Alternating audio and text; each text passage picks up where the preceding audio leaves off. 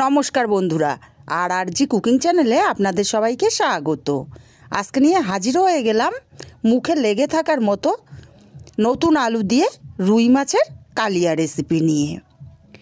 তো চলুন শুরু করা যাক। আমি 600 গ্রাম রুই মাছ ভালো করে ধুয়ে জল ঝরিয়ে নিয়েছি। এখন এখানে দিয়ে দেব হাফ চামচ হলুদ, আর হাফ চামচ দেব ঝাল লঙ্কার গুঁড়ো, হাফ চামচ দেব লবণ, হলুদ আর লঙ্কার গুঁড়োটা মাছের সাথে খুব ভালো করে মাখিয়ে নিতে হবে, যেন কোথাও বাদ না থাকে। এইভাবে হাত দিয়ে ঘষে ঘষে লাগিয়ে নিতে হবে। লবণ, হলুদ, লঙ্কার গুঁড়োটা মাখিয়ে নিয়েছি।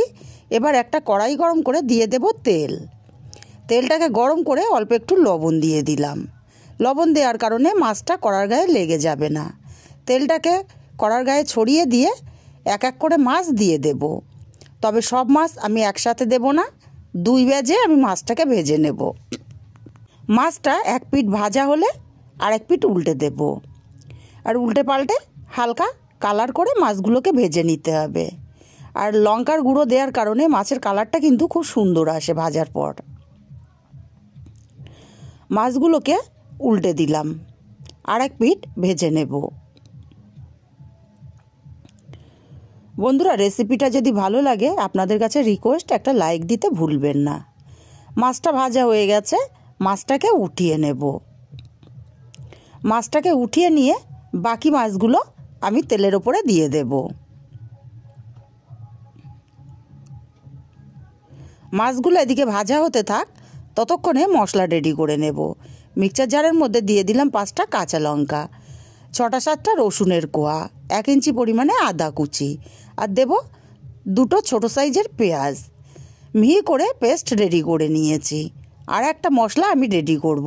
একটা বাটির মধ্যে হাফ চামচ লঙ্কার গুঁড়ো দিলাম, এটা ঝাল লঙ্কার গুঁড়ো, হাফ চামচ ধনে গুঁড়ো, হাফ চামচ জিরের গুঁড়ো, হাফ চামচ দেব হলুদ। অল্প জল দিয়ে মশলাটাকে গুলে নেব। গুঁড়ো মশলা জল দিয়ে গুলে রাখলে মশলাটা ফুলে উঠে বাটা মশলার স্বাদ চলে আসে। আর এদিকে মাছটাও আমার ভাজা হয়ে গেছে, মাছটাকে উঠিয়ে নিতে হবে। মাছটাকে উঠিয়ে নিয়ে এই তেলের মধ্যে দিয়ে দিলাম আলু।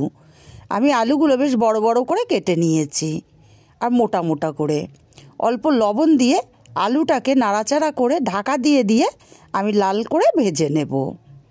আলুটা ঢাকা দিয়ে দিলাম, ঢাকাটা খুলে নেব। আর মাঝে আমি আরও দুবার ঢাকা খুলে আলুটাকে নাড়াচাড়া করে দিয়েছিলাম। আলুটা বেশ লাল লাল করে ভাজা হয়ে গেছে। এখন আলুগুলোকে উঠিয়ে নেব।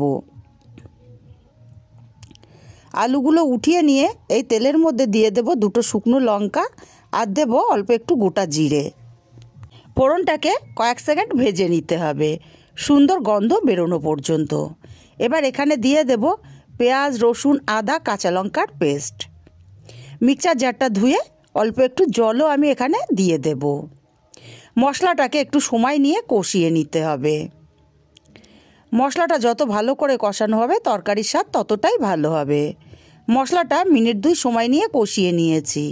এখন এখানে দিয়ে দিলাম একটা বড় সাইজের টমেটোর পেস্ট। টমেটোর পেস্টটাকে দিয়েও খুব ভালো করে কষিয়ে নেব।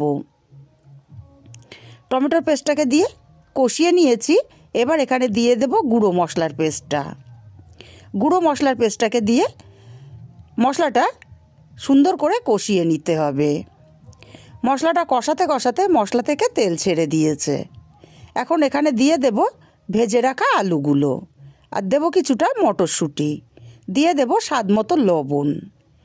মশলার সাথে আলু আর মটরশুঁটিটাকে একটু সময় নিয়ে কষিয়ে নেব। মিনিট 2 সময় নিয়ে আলুটাকে কষিয়ে নিয়েছি। এখন এখানে দিয়ে দেব পরিমাণ মতো জল। জলটাকে দিয়ে ভালো করে নাড়াচাড়া করে মিশিয়ে দিতে হবে, আর ঢাকা দিয়ে রান্না করব 10 মিনিট। 10 মিনিট পর ঢাকাটা খুলে নিলাম। নাড়াচাড়া করে দেখে নেব আলুটা কেমন সেদ্ধ হলো। আলুটা খুব সুন্দর সেদ্ধ হয়ে গেছে, খুন্তি ছোঁয়ানোর সাথে সাথে ভেঙে যাচ্ছে। এখন ভেজে রাখা মাছগুলোকে আমি দিয়ে দেব। আর দিয়ে দেব কিছুটা ধনেপাতা কুচি। ভালো করে মিশিয়ে দেব। ধনেপাতা কুচিটাও খুব ভালো করে মিশে গেছে। এবার ঢাকা দিয়ে আমি আরও 5 মিনিট রান্না করে নেব। 5 মিনিট পর ঢাকাটা খুলে নিলাম। নতুন আলু দিয়ে রুই মাছের কালিয়া আমার রেডি হয়ে এসছে। এখন ওপর থেকে গরম মশলার গুঁড়ো দিয়ে দেব। আর গরম মশলার গুঁড়োটাকে দিয়ে নাড়াচাড়া করে ভালো করে মিশিয়ে দিতে হবে। ভালো করে মিশিয়ে দিয়ে রেডি হয়ে গেল আমার নতুন আলু দিয়ে দারুণ স্বাদের রুই মাছের কালিয়া। রেসিপিটা কেমন লাগলো কমেন্ট করে জানাতে ভুলবেন না। ভালো লাগলে কাছের আত্মীয় স্বজন বন্ধুবান্ধবের কাছে শেয়ার করতে ভুলবেন না।